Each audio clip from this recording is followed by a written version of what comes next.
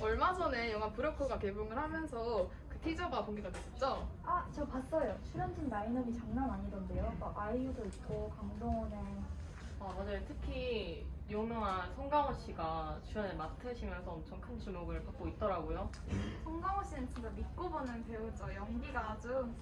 그쵸. 오늘 볼 영화도 모두 송강호 씨가 주연을 맡은 영화입니다. 바로 난란 말싸미와 밀정인데요. 두 영화 모두 한국사 속 사건을 다루고 있다는 공통점이 있지만 그에 대한 평가는 상반되고 있어요.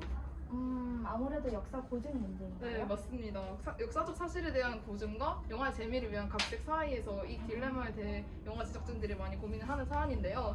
오늘은 영화 나란 말싸미와 밀정을 보면서 이 딜레마에 대해 얘기를 해보도록 합니다.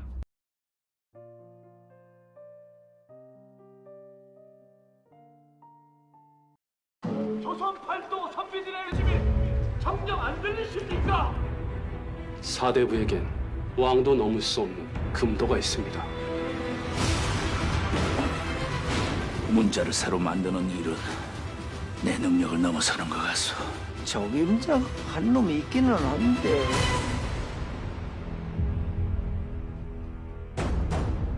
왜 절을 하지 않는 거냐? 걔가 저러는 거 보셨습니까? 1500년 전 소리와 문자를 분류하고 집대성한 원리가 8만 대장경 안에 새겨져 있습니다. 그 원리 너도 하느냐? 가. 나 좀 도와다오. 나는 중국을 능가하는 나라를 만들고 싶다. 망상입니다. 왜 안 된단 말인가? 모든 백성이 문자를 읽고 쓰는 나라. 중국은 천년이 가도 못해. 새 문자는 무조건 간단하고 쉬워야 해. 빼자. 문자를 만들려는 진짜 이유가 뭡니까? 세상의 모든 지식을 백성들에게 나눠주고 싶다.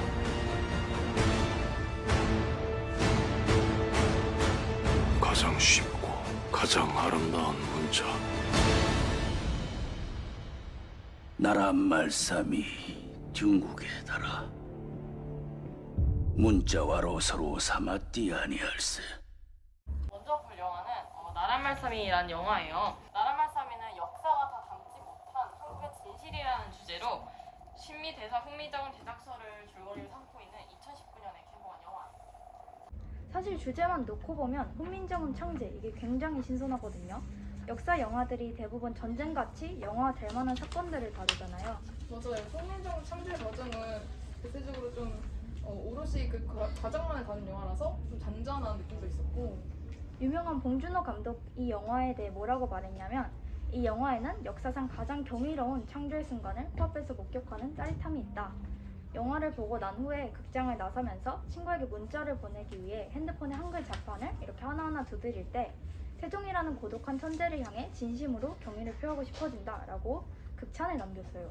반대로 네티즌들은 영화라고 그냥 보기엔 불편하다. 공상영화로 세종대왕을 엿보이는 것이다. 이런 말을 하면서 역사 왜곡 측면에서 굉장히 부정적 반응을 보였어요. 훈민정음 창제 과정을 담은 영화에서 어떻게 역사 왜곡 얘기가 나오게 된 거죠. 사실 한국 사람이라면 한글 창제가 세종대왕의 업적이라는 걸 모르는 사람은 거의 없을 텐데. 그럼 지금부터 역사적 사실을 꼼꼼히 짚어가면서 함께 보시죠. 장면이 송강호 씨가 세종대왕이고 이 장면이 한글 창제를 결심한 장면이에요. 근데 이제 갑자기 스님이 나와요. 그 스님 나오는 장면이 설명이 필요해가지고 당황했네. 그 세종대왕이 원래 스님이랑 같이 한글 창제를 했었나요? 이게 사실은요, 일본 승려들이 8만 대장경의 원판을 달라고 하면서 그 당시에 오긴 와요. 근데 당시에 불교를 탄압하고 있던 조선에서는 그냥 원판을 넘겨주자 이런 분위기가 형성이 됐는데 이때 신미가 직접 한양으로 올라와서 이거 안 된다, 이걸 막으려고 노력을 합니다. 세종이 이 신미한테 우리 함께 문자를 만들자 라고 제안을 하면서 그러면서 영화가 본격적으로 시작이 돼요. 네, 여기에서 아무래도 좀 역사 왜곡 사실 하나를 짚고 가야겠어요. 네, 영화만 보면 스님인 신미가 이 훈민정음 창제 과정을 굉장히 주도적으로 했다 이런 내용처럼 나오는데 하지만 실제로는 세종과 신미는 한글 창제 이후에 만났다 이런 거죠. 덧붙이자면 세종이 한글을 직접 만들었다는 기록이 정말 수도 없이 많아요. 많이들 아는 세종실록 같은 것부터 시작해가지고 동국정원, 홍노적은 역훈, 뭐 직해동습 자습, 뭐 이런 여러 기록들만 봐도 한글은 세종대왕이 직접 주도적으로 창제했다. 이거는 되게 명백한 그런 사실인 거예요.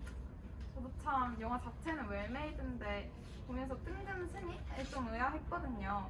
전문적인 증거들이 이렇게 많았네요. 부정할 수 없는 역사적 왜곡이 대놓고 있는데 이게 아무리 영화적 상상력이라고 해도 좀 받아들이기 껄끄러운 게 없을 수 있잖아요. 산스크리트어요? 그러니까요. 저도 여기서 좀 의아했는데 사실 이 부분도 역사 왜곡으로 논란이 정말 많았죠. 일단 산스크리트어 자체를 다들 좀 처음 들으실 텐데 잘 모를 수밖에 없죠, 이건. 산스크리트어는 인도의 고전어예요. 그러니까 이 영화에서는 훈민정음이 인도 고전어에 근거해서 만들어졌다고 하는 거예요. 산스크리트어도 처음 듣긴 하는데 그 우리나라 사람들이라면 세종대왕이 발음기관의 모양을 본떠서 한글을 만들었다는 거는 다들 잘 알고 있는 사실이잖아요. 근데 역사적 사실에 대한 확인이 필요한 것 같아요. 맞아요. 훈민정음에 나오는 글자들은 우리가 흔히 국어 시간에 배운 것처럼 뭐 혀나 입술, 뭐 목구멍 같은 그런 발음 기관을 본따서 만든 게 정말 맞아요. 이거는 아예 부정을 할 수 없는 사실이고 게다가 훈민정음은 음소 문자죠. 자음과 모음이 따로 존재한다는 거예요. 그러니까 산스크리트어랑은 완전히 거리가 있는 문자라는 거네요. 완전 정확해요. 이 부분은 그냥 왜곡 그 자체. 전체적인 영화 흐름 자체가 세종이 한글 창시의 주축이 되었음을 부정을 하고 있거든요. 뭐 한글 창시자에 대한 학설이 여러 존재하기는 하지만 뭐 초기부터 주정되어 온 친제설, 그래서 세종이 혼자 다 만든 거다 이런 것도 있고, 아니면 협찬설, 즉 주요 학생들이 그 세종들과 같이 했다. 이 둘 중에 지금까지는 친제설이 가장 큰 무게가 실리고 있어요. 근거 서적도 정말 많고 한글 창시 주체가 세종이었다는 건 다 부정할 수 없는 사실이다. 아마도 영화를 보면서 이렇게 저처럼 의아한 기분이 드는 사람도 있었을 거고, 뭐 그냥 영화니까 영화대로 보자 뭐 이런 사람들도 있었을 것 같아요. 잘 모르고 지나칠 수 있는데 그게 오히려 더 위험한 거거든요. 무의식 중에 잘못된 인식이 박혀 들어가 있는 거니까 그만큼 매체의 영향도 무시 못하는 거죠. 철저한 역사 보증이 필수적인 건 아니에요. 그 자유로운 상상력, 뭐 어느 정도의 재미를 위해서는 뭐 각색을 할 수는 있다. 하지만 역사를 사용할 때에는 최소한의 존중, 예의 이런 게 있어야 한다는 사실을 한 번 더 제대로 각인시켜준 영화가 바로 이 나란말씀이다. 그러면은 이 나란말씀이 영화와 반대로 역사 보증이 매우 잘 된 케이스도 정말 궁금한데 다음 영화는 뭔가요? 네, 두 번째로 살펴볼 영화는 밀정입니다.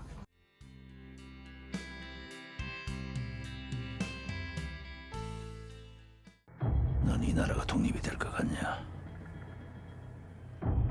어차피 기울어진 배야.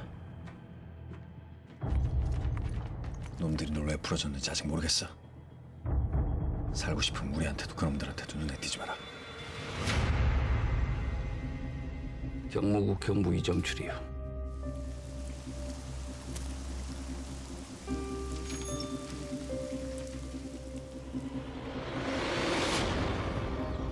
이警部の重要内容です。 열단의 이름으로 적의 밀정을 척살한다.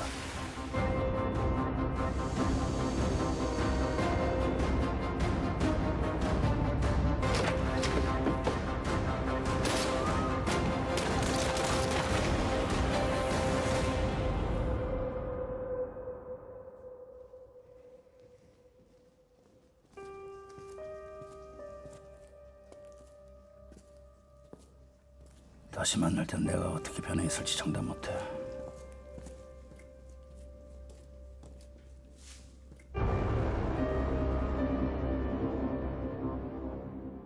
밀정은 2016년에 김지훈 감독이 제작한 영화인데요. 그 밀정은 1920년대 의열단과 그들의 숨통을 조여오는 사이의 추격전을 다뤘는데요. 함께 보실까요? 저는 이 죄가 쫓기는 것 같은 그런 긴장감을 느낄 수 있었는데요. 뭐 그만큼 잘 만들어진 영화라는 그런 근거겠죠? 일단 저는 등장인물부터 좀 살펴보고 싶어요. 우선 밀정은 이정출이라는 인물을 중심으로 진행됩니다. 조선 사람이지만 일본 경찰이 된 이정출과 의열단이 친밀해져서 핵심 정보를 빼내라는 특명을 받고 김우진에게 접근하지만 그가 가까워질수록 내면의 갈등을 겪는 모습이 보여요. 도대체 이정출이 어느 편인지 끝까지 의심하면서 보게 되는 영화예요.